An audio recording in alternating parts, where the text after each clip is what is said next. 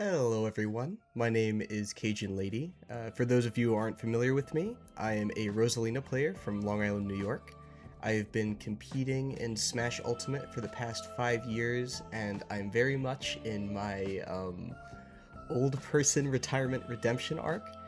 Mostly what I do nowadays is talk with other players about the improvement process and just different things that I've picked up or things that I find interesting that helped me achieve some of the things that I did. Namely, making New York PR for a single season before real life took over and I had to compartmentalize Smash a little bit. But I bring that up because I feel like that idea of compartmentalizing something that you're really passionate about and something that you really believe in, and you believe in yourself in whatever endeavor it is really relevant to what I wanted to speak on today, namely Marty Supreme, or I guess it would be Marty Supreme, or it's on either side. It is a new movie starring Timothy Chalamet, directed by Josh Safdie. If you're not familiar with the Safdie brothers, they're my favorite directors. Good Time is my favorite movie. Uncut Gems with Adam Sandler as well. Definitely check them out if you haven't before. And this movie came out on Christmas, and you may or may not have seen the crazy media blitz that's happened on X specifically. The main reason why I wanted to talk about this movie in particular is because I feel like it touches on a lot of subjects that are familiar to Smash players, or really anybody who is in a competitive endeavor in general, but also a competitive endeavor that's a little off the beaten track, you know? Something where you need more than 5 words to describe it to somebody, what you're doing or how you're spending your weekends, or like, why are you spending X amount of time, on your Switch or doing whatever, which is a situation that I've definitely found myself in. And it's really made me in the past question, why do I care so much, for something that is so marginal. So for a bit of additional context to this movie, Marty Supreme follows Marty Mauser, a young 20-something in New York in the 1950s, a time where ping pong was definitely not respected, not like it's especially respected nowadays internationally, but at the very least, you know it, and you know that there are some really competitive people and that are part of it, and it really can be a beautiful thing. I know a lot of the people watching this are probably familiar with Ping Pong the animation or the original Ping Pong manga. Very good if you haven't seen that, and that is also another really good piece of media talking about the competitive experience, like both the ups and the downs, and also like the in-betweens and also the what-nows when you reach certain peaks. So Marty Supreme is similar in that aspect, although I think it really, really, really hones in on the idea of sacrifice in achieving goals that nobody else really understands, and also mixes in this really interesting element of how narcissism and self-worth and very high self-value plays into why somebody would want to pursue anything really, but also to really destructive lengths. And following up on that point, you may or may not have seen this poem right here, whatever side it's on, this poem right here. Roll the Dice, also known as Go All the Way by Charles Bukowski. Anybody in the New York Smash scene, the DC Smash scene, really any Smash scene that I've been a part of for any amount of time has probably seen this poem in some way, shape, or form. It's a poem that really speaks to me, that speaks to my experience, and encapsulates the type of competitor that I wish I was, but also touches on some themes of, why being that ultimate competitor really isn't a great thing in the long run. I won't read the whole thing out for you right now, but if you want, take a second, pause it, read it over, look it over, or if you're like me, maybe you already know it front to back.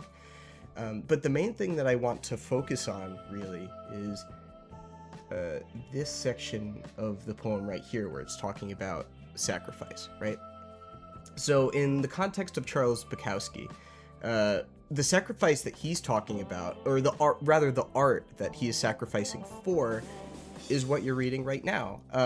It was this like very freeform style of poetry, and for additional context on Charles Bukowski, he was a lifelong alcoholic, drug user, pretty much every vice under the sun that you can think of. So when you're talking about somebody that knows suffering and knows throwing things away, or rather dealing with things being thrown away, like this is it. And at least in the context of this poem,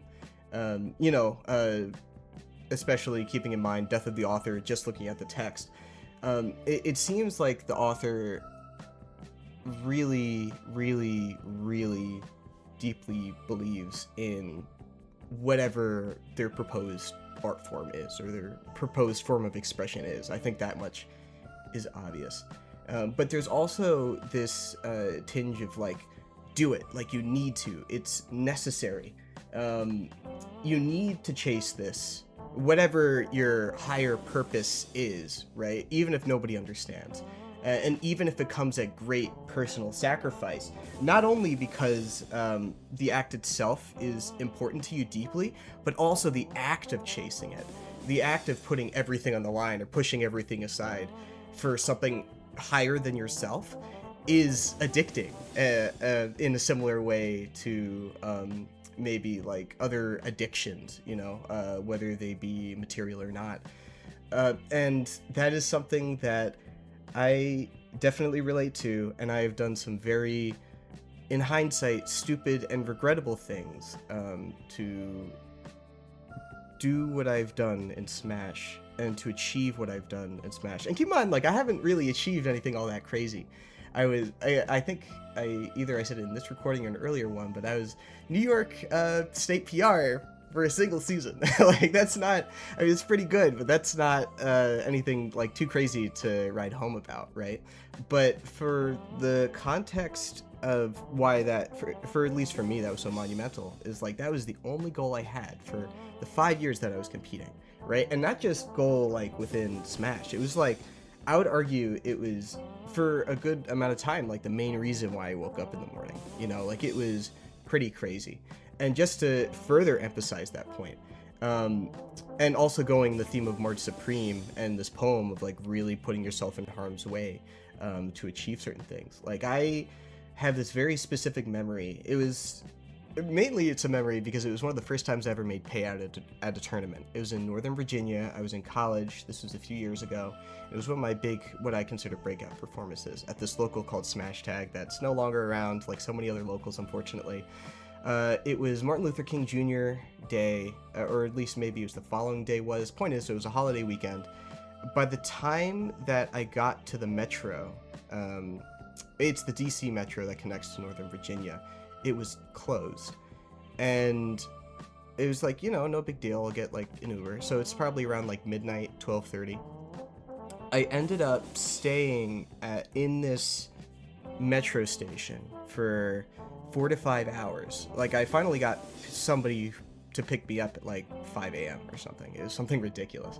So I was fully prepared, and I even slept a little bit in the metro bathroom. I was fortunate enough that it had an outlet, and there was a lock, but I also did meet an interesting cast of characters that you would expect to meet that late in a subway that is closed. So I've done that. I have another Metro related story where I was in Paris studying abroad for a week. I was very fortunate to have the opportunity, but the main thing that was on my mind was playing Smash Bros. And I went to a local that was like an hour and a half out of Paris. I didn't know any French, and nobody wanted to come with me. So I ended up taking the metro by myself, trying my best to not look like an American tourist so I wouldn't be like accosted or, targeted or anything. And this was in the middle of riots or protests that were taking place in Paris related to retirement age laws. So, of course, like Paris, it's more a custom customary in their culture to have protests on a larger scale. But still, like, it was a protesting city, and I was traveling alone, and I really shouldn't have done that. And I was well outside the city limits, and I was in bumfuck nowhere. So that was pretty bad. And I have a few other stories that I won't share for brevity's sake. But point is, I know what it's like to put yourself in harm's way for what ends up being, like, monetarily, like, usually nothing. And when it was something, you're barely breaking even on what it would take to travel out there and do whatever, right? Not to mention the time commitment and, you know, all the things and opportunities that I turned down socially and otherwise in order to keep myself, like, actionable to play Smash. Like, it really was addicting to chase that, you know? It was my white whale. And I don't know, I think about that now and all of the sacrifices that I made of all different varieties. And, you know, the question that I ask myself now, as, you know, basically what happened is I made New York PR, and for me, for whatever reason in my brain, that was like one and done.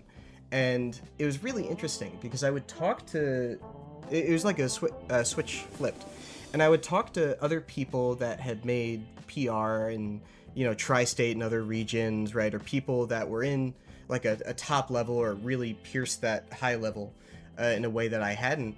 And I remember one of the first things that somebody told me after I made PR was like, yeah, it's great that you made it, but like, doesn't that feel hollow? Like that, like, ultimately it doesn't matter, right? Because like you're trying to be the best in the world, of course. And you know, like this, I mean, it's a cool stepping stone, but again, it's a stepping stone. You didn't reach the summit yet. Like, you need to get there. And, you know, I really struggled with that idea for a while because it was like, here I was, somebody who was doing all this crazy stuff. And especially the season that I made PR, I was traveling a lot. I'm talking 4 to 5 locals a week in multiple states to try and maximize my chances of getting PR. And I was fortunate enough to be able to drive, right? But it was like multi-hour drives, multiple times a week, unemployed. Granted, I was in college, but still, like, it, like, some really crazy stuff. And I look back on it and I'm like, wow,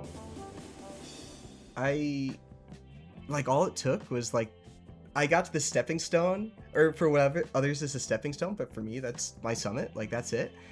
And I really struggled with that. Like, this was who I was for such a long time. Like, me as a person is, I had this goal, and like improving in Smash became like a life of its own. And anybody who talks or like that knows me knows that I love talking about the improvement process, and it's something that I adore and I love to bits. Like, it's taken on a life of its own. And the fact that I achieved this one thing and I just didn't want to do anything else, it's like, wow, like, was it all fake? Was it never real in the first place? Like, is that all it took to like satiate my ego? And again, like, I've really struggled with this, and that's where Marty Supreme comes in as a movie. And from this point on, there are going to be spoilers for Marty Supreme. You could skip to this time code somewhere on the screen. But yeah, so as you know, if you've seen Marty Supreme, which I hope you have before you saw this part, Marty sacrifices a lot, and not only sacrifices a lot in an honorable way, but also like a pretty dishonorable ways as well, right? It's like by the end of the movie, his reputation is shot, right? Or like what little reputation he had is shot.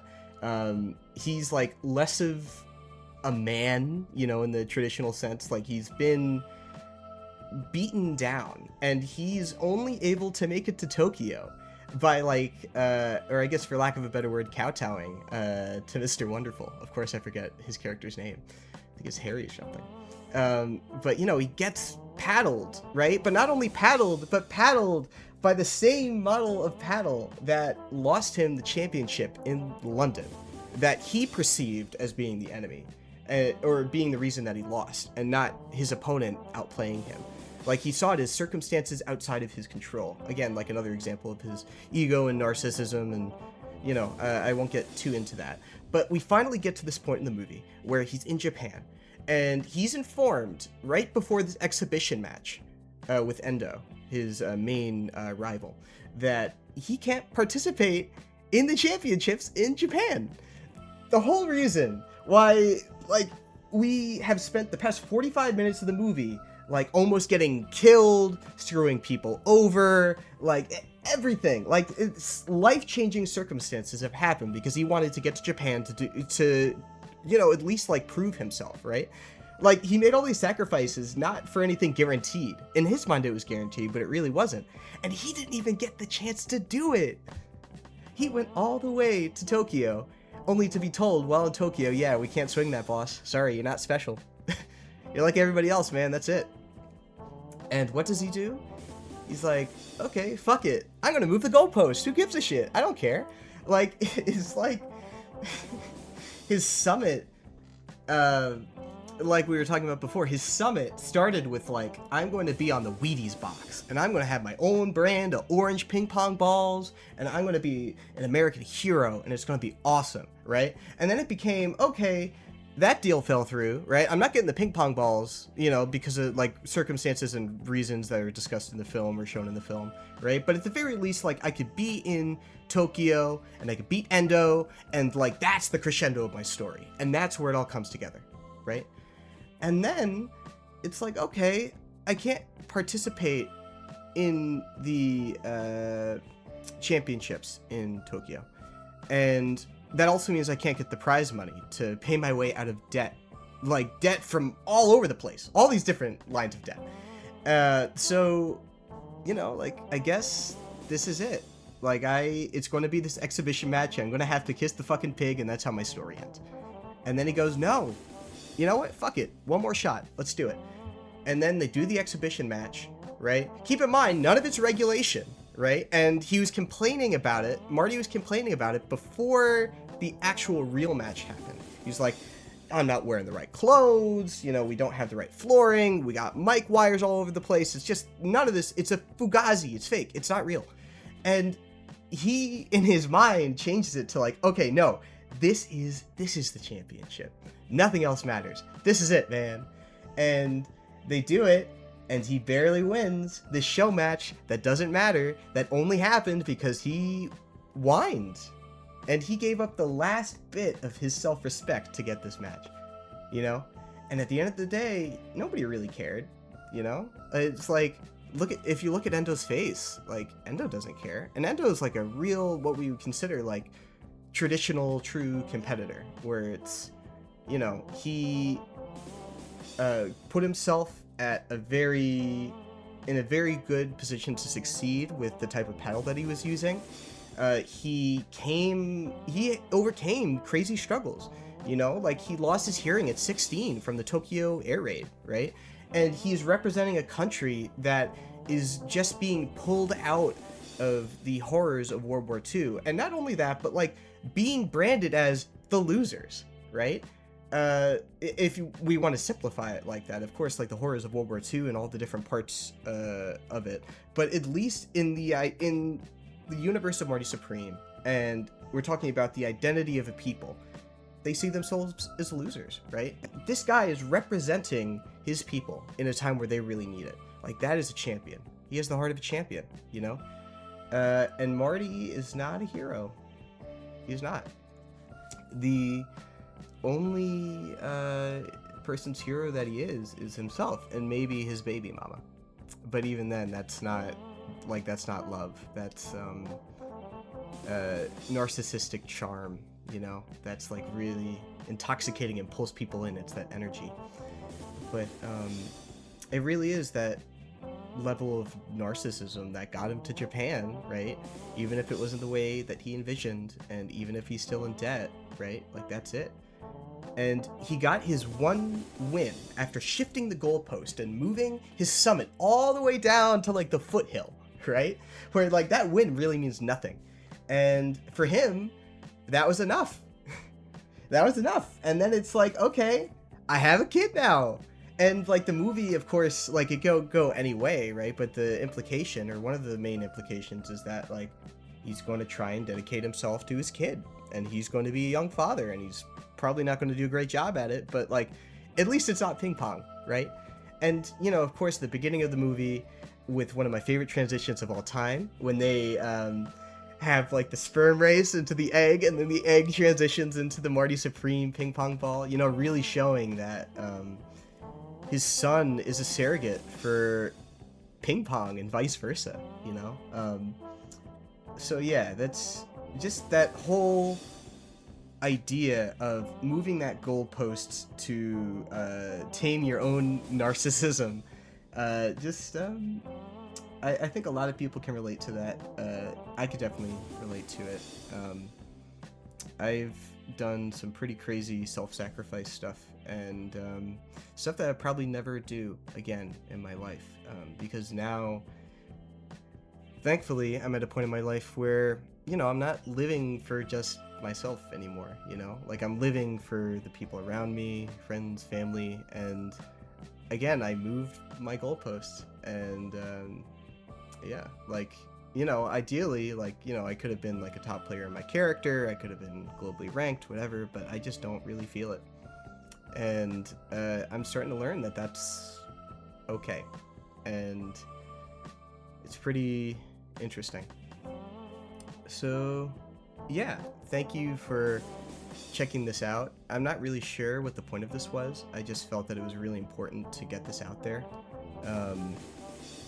But hopefully somebody relates to it and gets something out of it.